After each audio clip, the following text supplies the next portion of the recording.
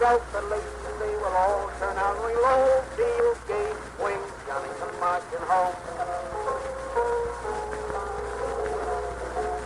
The old church bell would peal with joy, hurrah, hurrah. Hey everybody, what's up?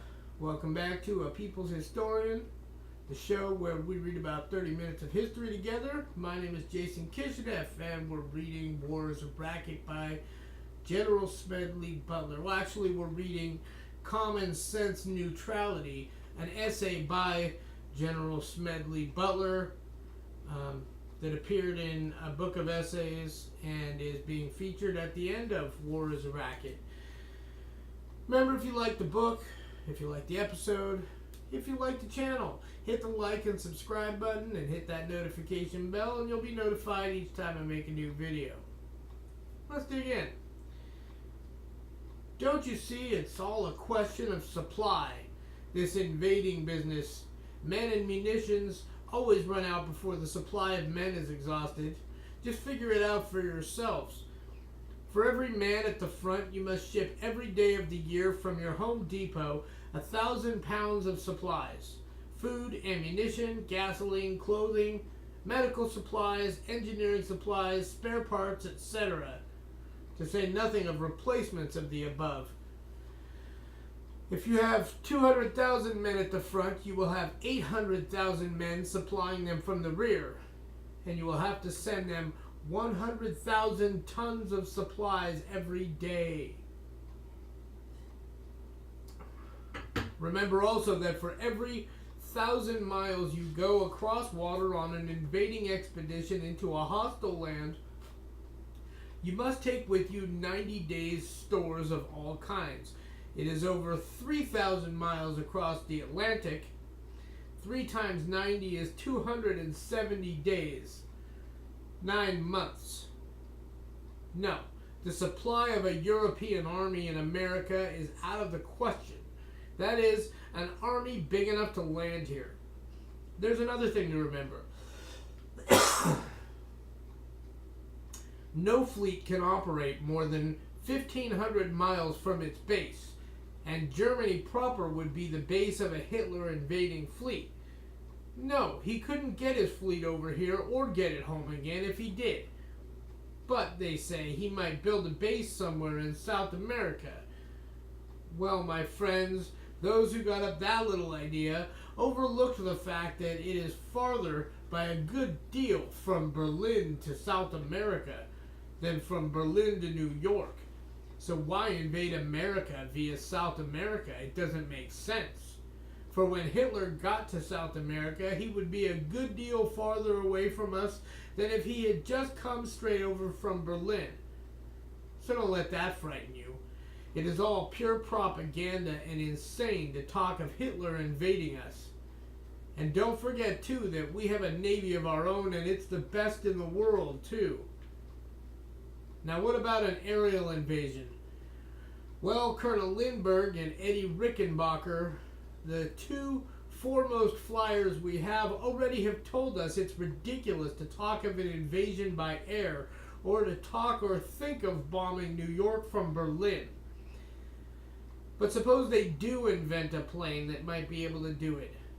That airplane has got to make the round trip, too, and without landing, with the fuel with which it started. And even if they built a plane that will do that, we have enough brains in this country to make some sort of machine that will destroy it before it hurts our women and children.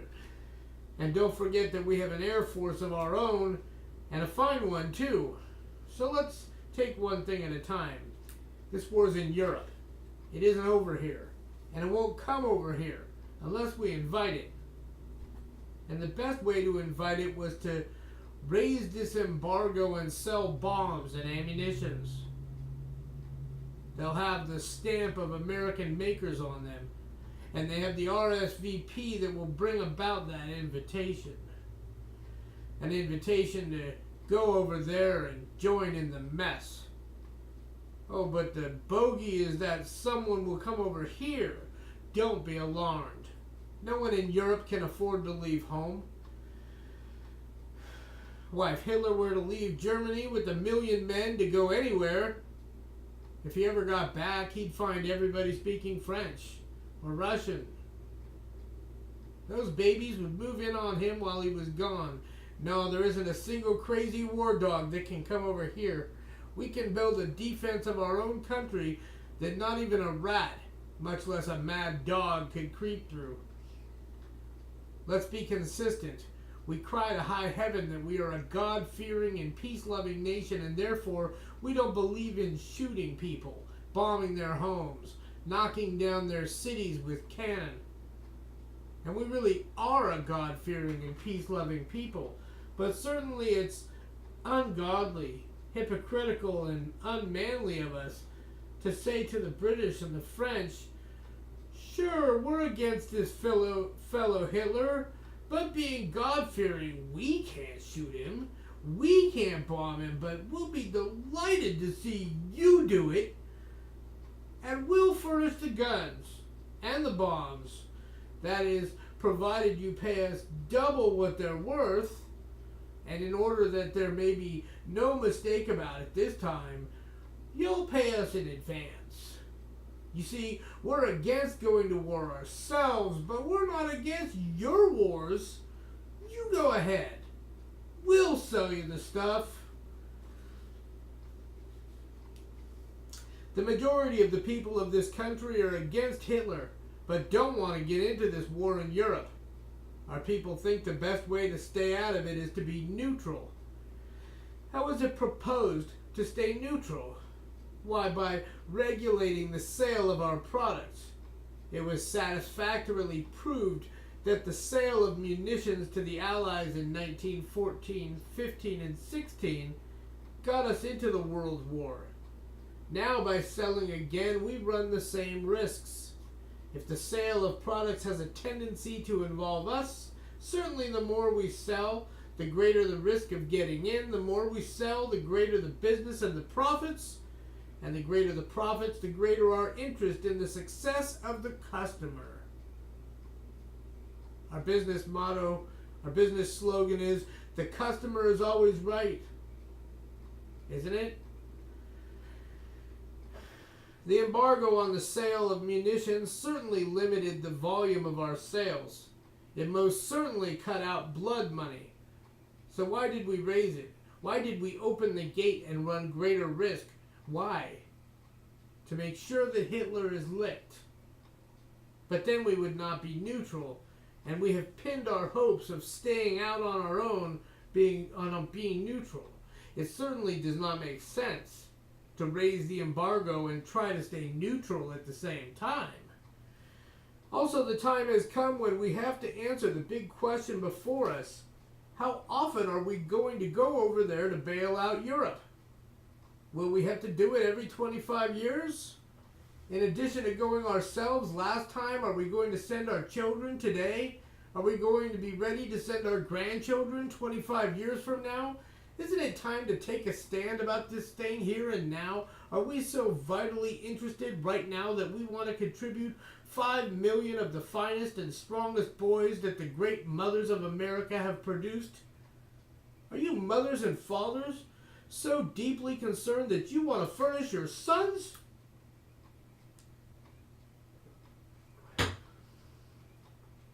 Also, let's look at this question from a personal viewpoint, which is the only one that counts in the long run. It's all very well and high sounding to say the government declares war. To say helplessly, as individuals, we have nothing to do with it. We can't prevent it. But who are we? Well, we right now are the mothers and fathers of every able-bodied boy of military age in the United States. We are also you young men of voting age and over that they'll use for cannon fodder, and we can prevent it. Now, you mothers particularly, the only way you can resist all this war hysteria and beating tom-toms is by hanging on to the love you bear your boys. When you listen to some well-worded, well-delivered war speech, Just remember that it's nothing but sound. It's your boy that matters. And no amount of sound can make up to you for the loss of your boy. After you've heard one of these speeches and your blood is all hot and you want to go hit someone like Hitler, go upstairs where your boy is asleep. Go into his bedroom. You'll find him lying there, pillows all messed up, covers all tangled, sleeping away so hard. Look at him. Put your hand on that spot at the back of his neck, the place you used to love to kiss when he was a baby. Just stroke it a little. He won't wake up. He knows it's you. Just look at his strong, fine young body, because only the best boys are chosen for war. Look at this splendid young creature who's part of yourself. You brought him into this world. You cared for him. That boy relies on you. You taught him to do that, didn't you? Now I ask you, are you going to run out on him? Are you going to let someone beat a drum or blow a bugle and make him chase after it and be killed or crippled in a foreign land? Are the mothers of America ashamed to make this fight to stay out of the European war on the grounds of their love for their sons? For what better ground could there be? Have you ever been in one of those huge veterans hospitals it has been necessary to build to take care of the thousands of helpless and maimed cripples still with us from the last war?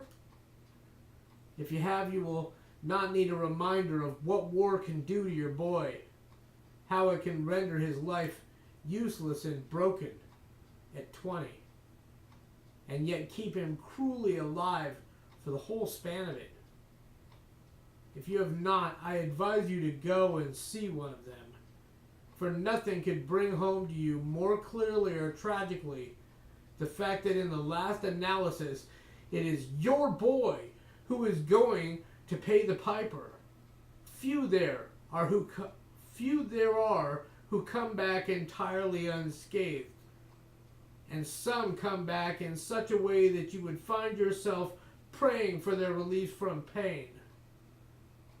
Those withered, elderly, spiritless men who lie and sit so patiently in their wards day after day in those hospitals, waiting for the end, as they have waited since they got there 20 years ago, were the flower of our boys in their time.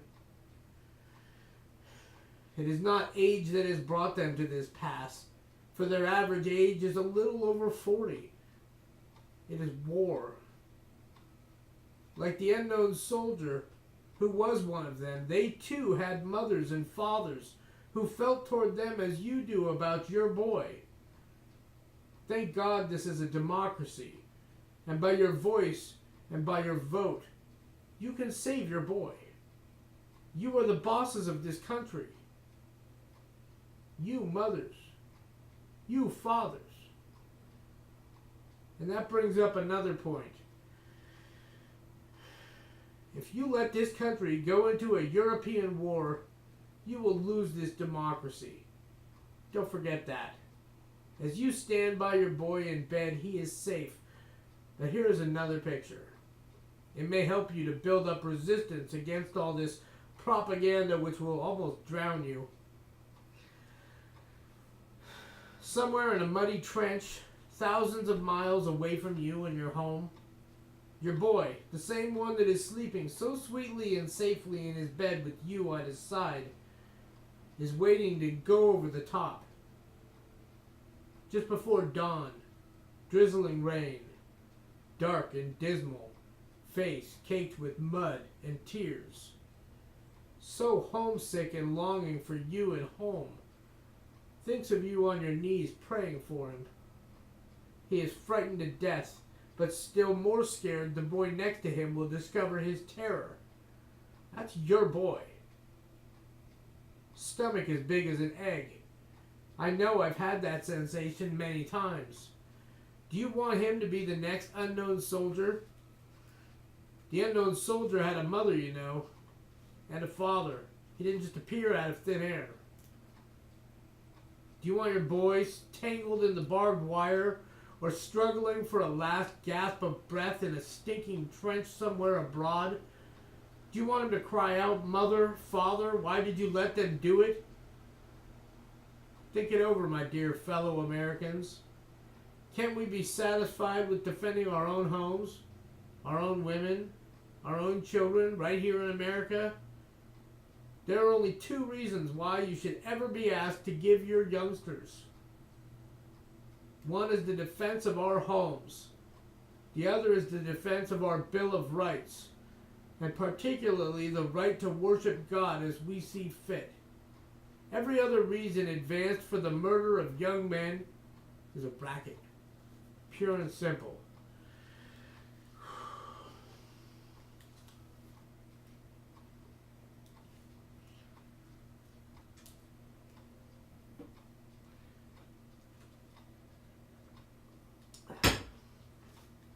Now this next section is called Amendment for Peace. Originally printed in Woman's Home Companion, September 1936. Amendment for Peace. I propose an amendment for peace in the Constitution of the United States. 1. The removal of members of the land armed forces from within the continental limits of the United States and the Panama Canal Zone for any cause whatsoever is prohibited. 2. The vessels of the United States Navy or of the other branches of the armed service are hereby prohibited from steaming for any reason whatsoever except on an errand of mercy more than 500 miles from our coast. Aircraft of the Army, Navy, and Marine Corps is hereby prohibited from flying for any reason whatsoever more than 750 miles beyond the coast of the United States. Such an amendment would be absolute guarantee to the women of America that their loved ones never would be sent overseas to be needlessly shot down in European or Asiatic or African wars that are no concern of our people. Such an amendment, linked with adequate naval and military defenses at home, would guarantee everlasting peace to our nation. How would such an amendment ensure peace?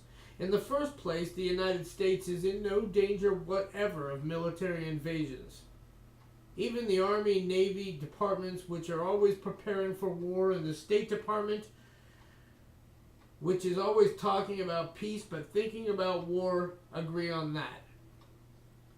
By reason of our geographical position, it is all but impossible for any foreign power to muster, transport, and land sufficient troops on our shores for a successful invasion. There is another bar to any invasion of the United States by the political dimensions abroad, which prohibit any one nation from leaving its own borders unguarded in order to make war on a foe 3,000 or 6,000 miles distant. Yet if by some incomprehensible diplomatic hocus pocus an agreement could be reached among certain foreign powers whereby they would forget their own differences for the time being and pool their resources in a joint effort against the United States, there still would be very little fear of a successful invasion. Our fleet, bound by this peace amendment to stay close to home shores, would be on hand to repel such invasion at sea.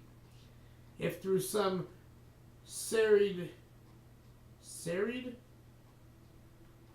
of unforeseen circumstances and disasters, an enemy army did succeed in landing on our shores, the Atlantic, the Gulf of Mexico, or the Pacific, the entire manpower of this nation would spring to arms.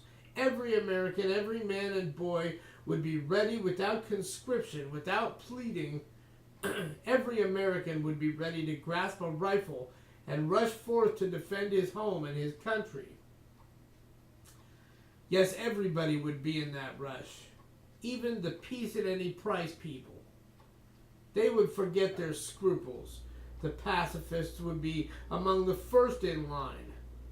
The Quakers, the Mennonites, and the members of other religious faiths which are opposed to the bearing of arms would be in that rush to protect our children and women folk. History shows it. I know it from the experience of my own fathers who were friends. My own forefathers, who were friends. Militarists and pacifists, Republicans and Democrats, all Americans, regardless of race, color, or creed, regardless of political or economic beliefs, regardless of everything. All Americans would rush forth to defend their homeland. Therefore, with the invasion of our shores, an impossible military undertaking, the only war in which we can possibly become involved in is one in which our people would have no interest and no concern, and no right to join. It would be one into which we should be thrown by some economic, political, or diplomatic intrigue, and not a war which we should wage in defense of our homes. And it is from just such a war such as the late World War, that we must protect ourselves, and from the evidence, such a war is now imminent elsewhere. Money. That's where we fit into the picture. Make no mistake about it, you can't fight wars without money. Everybody knows that. You can have all the airplanes and all the guns and all the warships and as many soldiers as you want, or as many as you can get, but you can't go to war without money. And remember, Uncle Sam has the money. When the European powers get through their present task of choosing up sides and get down to the actual fighting, both sides will endeavor to maneuver the United States into the war on their side. Another question naturally presents itself.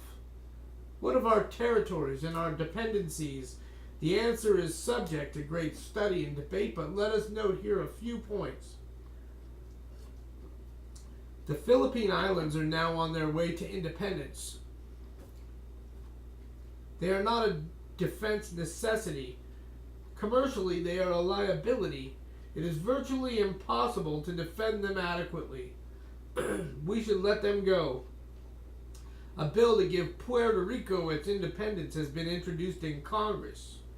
We should let it go. The Virgin Islands, Guam, American Samoa, Wake and Midway Islands are not indispensable to our national life.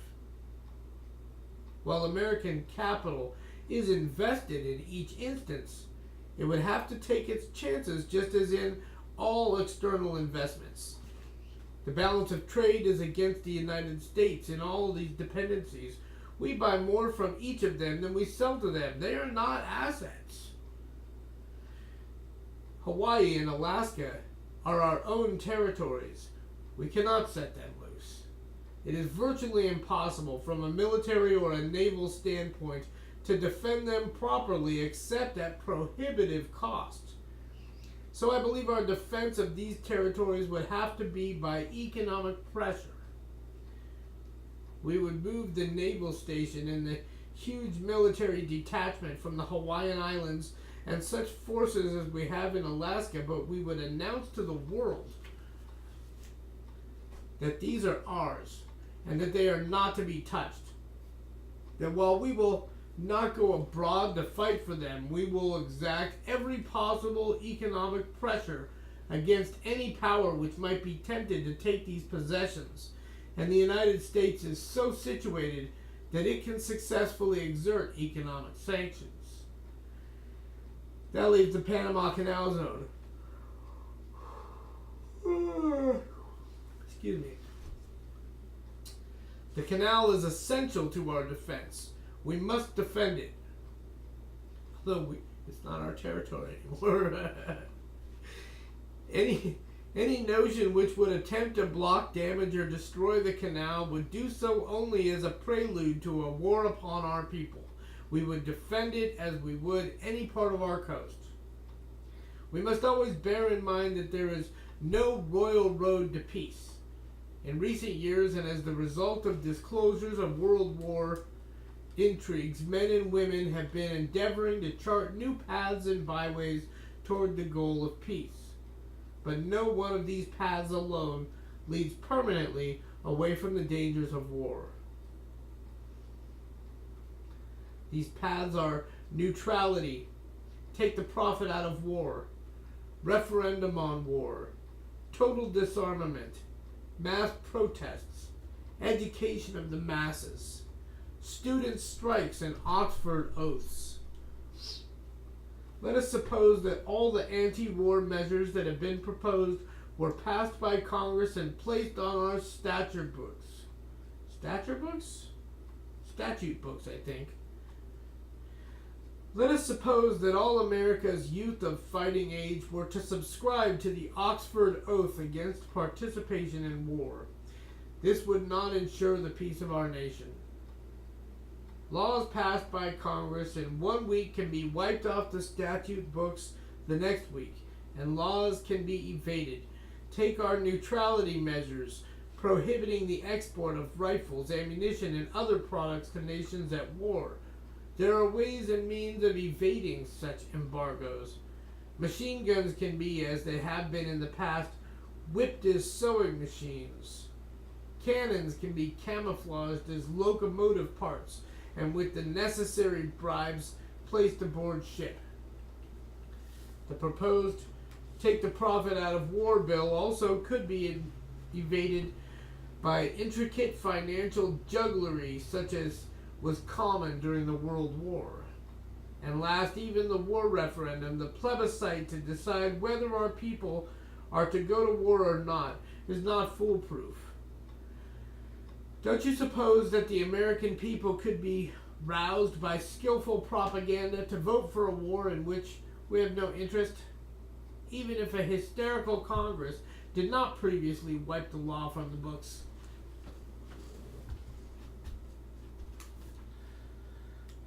Once the cannons begin booming and the drums begin rolling, red-blooded youth, despite its Oxford oaths, despite its massed protests, despite its satiric veterans of future wars, will succumb to the war clamor. Radio orators screaming their pet and smug phrases of war to end war and war to make democracy safe, and the newspapers shrieking in black headlines of war atrocities. There and similar propaganda arts of war makers would be involved to break down the earlier opposition of America's youth to war. You think it impossible? Just look back at 1916 and 1917. In November 1916, Woodrow Wilson was re-elected President of the United States on a platform of, "He kept us out of war." 5 months later, on April 6th, America declared war on Germany. Anti-war sentiment can be changed to a war clamor in a very brief time, but it takes at least 9 months, that is the record for the Prohibition Amendment, for an amendment to be taken from the Constitution, and one such as the proposed amendment for peace would take considerably longer. And in that period, surely we should return to our better sense. At any rate, in the bitter fight that would develop in an effort to remove such an amendment from the Constitution, we would forget about the war overseas and keep the fight with voice and ballot right at home. There is nothing un-American in the Peace Amendment. When our forefathers planned this government, they foresaw no necessity for preparing for wars in Europe, for wars that didn't concern us.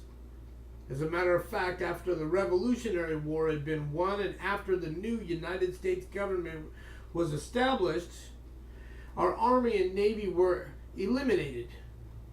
There was no provision for an Army or a Navy. True, we had a militia, that is, each state had its own militia. We still have them. We call them the National Guards. But the militia, the only armed force in the United States at that time, was not to be used beyond the territorial limits of the United States. If you look back into history, you will find that during the War of 1812, a certain regiment of militia marched northward toward Canada. When they reached the Canadian border, they refused to cross and went home. The militia then was for home defense, and home defense only. That's what our Army and our Navy should be. Home defenders, ready and able to defend our homes, to defend us against attack. That's all. The efficiency of our Navy can be maintained by maneuvers a few hundred miles off our own coast, just as well as it can be manipulated by maneuvers thousands of miles away and almost in Japan's backyard, where our Navy conducted its main maneuvers just last year. Let's pass all our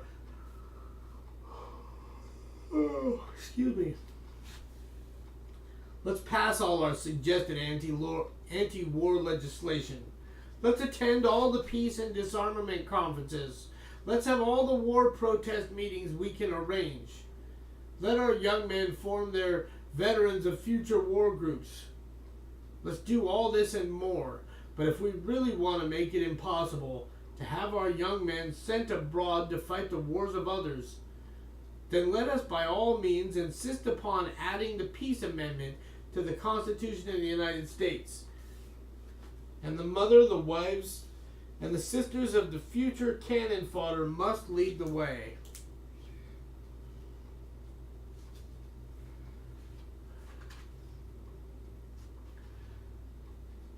The horror of it.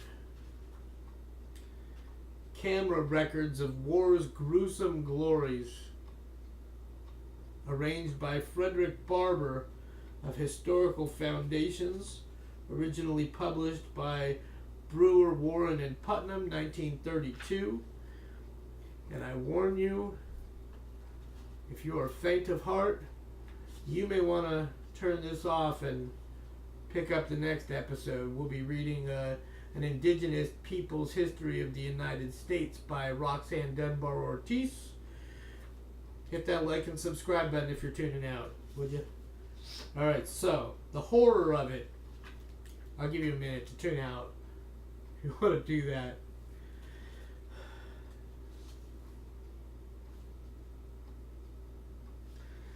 America's leaders had trouble explaining why an obtuse European conflict, later known as World War I, demanded citizens' bodies and money.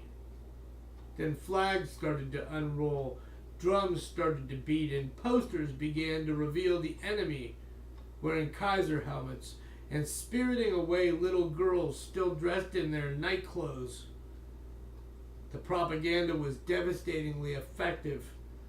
Few American males resisted the patriotic call of defending women and children, and did so in part by destroying the enemy's women and children.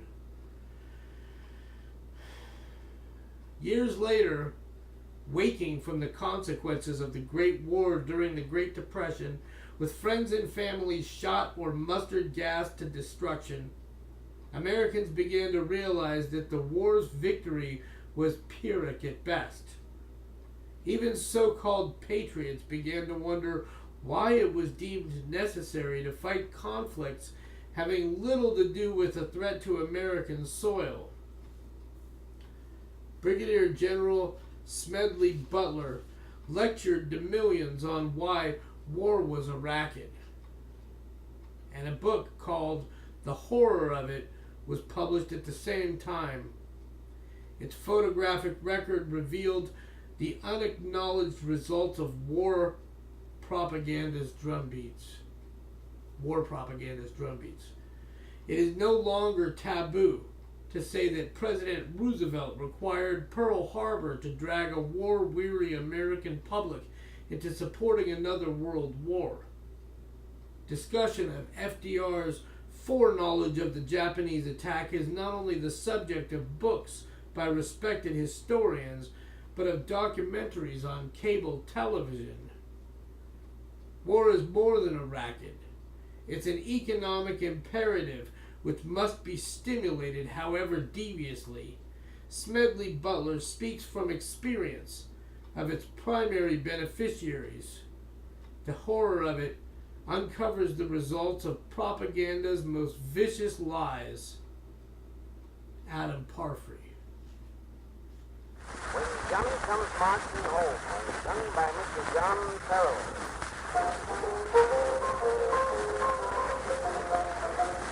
When Johnny comes marching home again, hurrah, hurrah, with my heart he welcomes and hurrah, hurrah. The men will cheer and the boys will shout, the ladies they will all turn out, we'll all feel gay when Johnny comes marching home.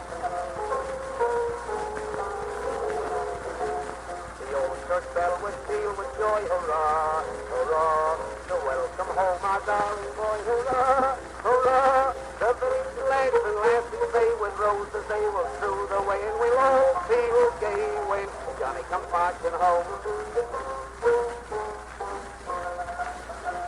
Get ready for the jubilee, hurrah, hurrah. We give the hero 3 times 3, hurrah, hurrah. The laurel wreath is ready now to place the...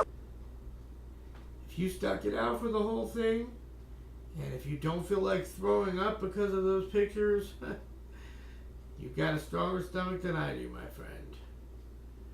Tune in for the next episode, and we'll start an Indigenous Peoples History of the United States by Roxanne Dunbar Ortiz. And hit that like and subscribe button. We'll see you next time. Thanks for joining me.